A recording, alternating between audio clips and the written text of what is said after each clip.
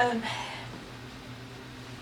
this is very uncomfortable to do because earlier today I wrote a blog that I felt so good about, and for whatever reason I did something in it and it said, and it wiped out the whole page, but it said if you don't want to save this, just leave the page and nothing will be saved. And I did that, and when I went back to it, there was nothing there.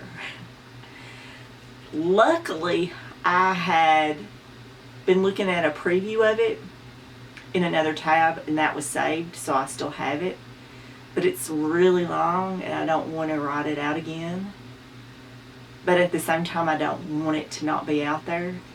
And so the only other option is to just sit here and read it to you from my iPad. And that seems disingenuous because I generally just don't do things that way. I generally like to be real about what I do, and to sit here and read it off this, even though it was my own words, just doesn't seem right. But I don't know how else to do it. I think maybe I'll just try to read some of it just to get my thoughts to process. Maybe I'll read it all, I don't know. But we're just going to see what happens. But this is what I wrote. I sit here and I think and I type, then I backspace it all the way because I'm about to have a conversation with you that I have no idea how to start. And so now that I finally typed something that I didn't backspace out of existence, I guess I have my start, and now I have to open the dialogue. So, more than 20 years ago, there was a church that I went to every day that they had church. And a lot of people there welcomed me, and they were very nice, and they made me feel at home. And there was a number of people who did not welcome me at all, and it's probably about equal to the number that thought I was okay. It was fine for me to be there. And it didn't take me long. Well, I skipped a line, and I want to say this. I could have let that ruin my self-esteem, but I didn't. If people wanted to think a certain way about me, that was fine if they wanted to think that. But I did not have to accept it. I didn't have to think the same of myself, and I didn't have to let that ruin me. Like I said, I didn't let that ruin my self-esteem, and they couldn't ruin my self-esteem. It didn't take me long to realize that I didn't need their approval. I walked away from that place like the hero in a movie that walks away from an explosion and doesn't even look back. That's how I felt. I felt like when I walked away that there was, I had wrung out everything that I was going to ever wring out of the whole church experience. I was done. And I know a lot of people think that if I went to the right church, or if somebody testified to me in the right way, it would change me, but it's not going to. Believe me, I don't want it to. So let me get back to what I wrote. I didn't need it. The strength of my own soul told me that if I sold myself out to make people happy by being what they needed me to be, because part of their group, I'm very terrible at reading stuff, but if I sold out to be what they needed me to be and to become part of their group, then I felt like I'd be the same unwelcoming people that they were. My soul said to me, if they start accepting you, then what kind of person are you? I didn't want to be the kind of person they would accept. I wouldn't have been me, and who I am, I feel, is very important. It's important because I try to be the me that I was born to be, without letting how people feel about me shape who I am. I know this makes me sound like I think I'm above other people, but I will not become small because you need me to be so you can feel good about yourself. That time in my life is the reason I can speak so freely here and say things that I think are important but not necessarily popular. I wouldn't change the way that it all went down just for that reason. The whole thing was important to the development of who I am. Since I left the church, I also left the feeling of not measuring up. I left the feeling of fear. I left the feeling of judgment. I'm sorry, I'm a little bit. I have a little bit of a cold. So now let me speak freely as a person that does it without the fear that most Americans have, because I don't need you to love me. I answer only to myself. Here we go. If you believe in God and you call yourself a Christian, then act like Christ would. You have an entire New Testament that is dedicated to how Christ acted, so follow it. The man died on a cross at the hands of the church when he could have saved himself. This is the example you must follow. I try to do that. Not follow Jesus, but I try every day to live my life in a way that if it brings anything down on me, I'm ready for that. I welcome it, as long as I am true to who I am. So let me get back to where I was.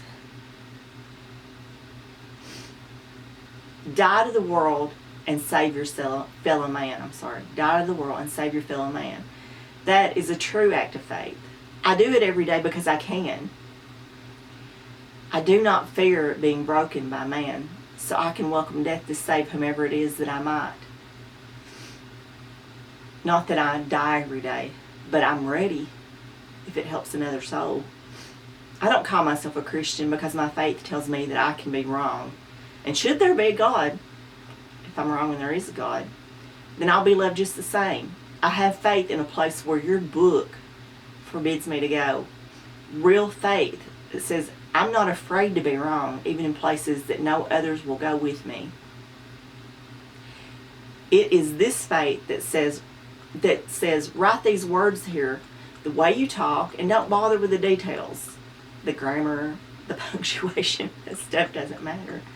It tells me if I speak from the heart, this voice tells me that if I speak from the heart, people will see me and they will want to listen, and they'll open up about how they connect to what I say. And that happens. I have people tell me that, I have made them be able to speak their truth. It gives people an opening to talk about the things in them that they're afraid to say.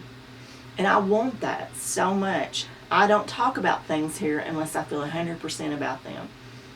I know I'm not perfect and that I might get things wrong, but when I say it here, I mean it. And when I say it, I don't post just to post.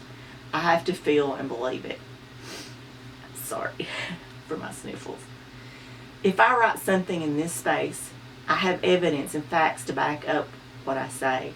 I wouldn't do it otherwise. When I'm saying a thing is a thing, then it's a thing.